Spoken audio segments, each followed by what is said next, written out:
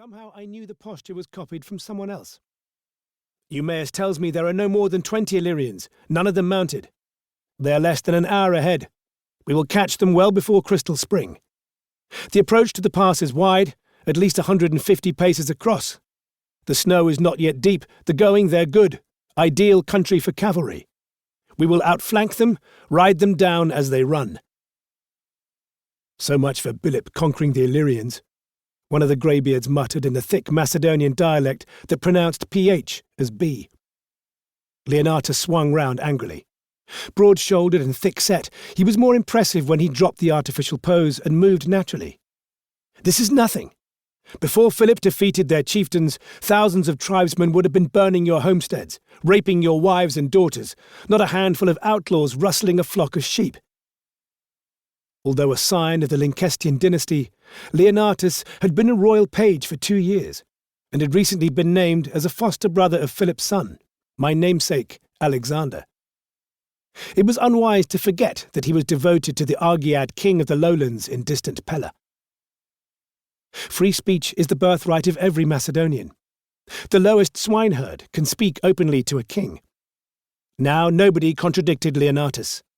The truth of what he said was undeniable. We remounted in silence. Vaulting onto the back of my horse, never easy in war gear, I was careful that the heavy scabbard did not tangle my jump. A sword does not hang properly from a rope belt. In Lyncestis, we kept the old ways.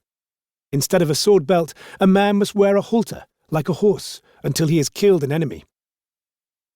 The road followed a stream. The water slid past, glossy and black. The way curved between folded slopes of ridges, most timbered in beech and oak, some bare. Where the view opened, the peaks of the mountains were dark, sharp and black against the sky. Clouds were beginning to build over the summits. Soon it would snow again. It was only Audunaios, the first month of winter, but within days the pass would be blocked. Above the headwaters of the stream, where the deciduous trees had given way to pine and juniper, was the tiny plateau of 3 ways. The main track ran west towards the pass. Another headed south to the Macedonian canton of Orestis. The Illyrians knew we were coming. They had taken the narrow goat path north, which clambered over the great humped rock to Lake Licky. That was the end of the hope of an easy victory, of riding them down in the open. But our honour would not let us turn back. Leonatus left 5 of the doves, the oldest and most infirm, with the horses. We formed up on foot into a rough column 5 wide. As befitted my status, a member of the house of Lyncestis should always be among the promachoi, the front fighters. I went to stand beside Leonatus. But he called 8 of the men of fighting age to his side. You do not argue with the war leader in the field, but sensing my hurt pride, he put a hand on my shoulder. Alexander, in close country an ambush falls as often on the tail as the head. They are the places of greatest danger. Take your nephews and the other 4 men in their prime and command the rear guard. Swelling with pride, I stationed myself at the right of the final rank, the unshielded side.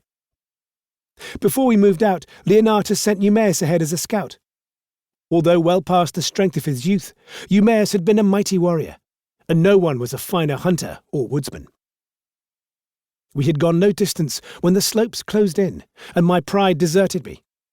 Ahead I could see nothing but the nodding horsehair plumes of helmets. On either side the trunks of huge ancient pines blocked the view. The clatter of our gear echoed back. The air smelt of new sweat and old leather and the sickly resin of the trees. Any number of barbarians could be hiding a few paces away. Fear rose in my chest like a sharp shard of stone.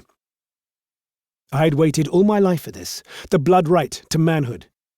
Now it was approaching, with the inevitability of dusk. I wished I was somewhere else.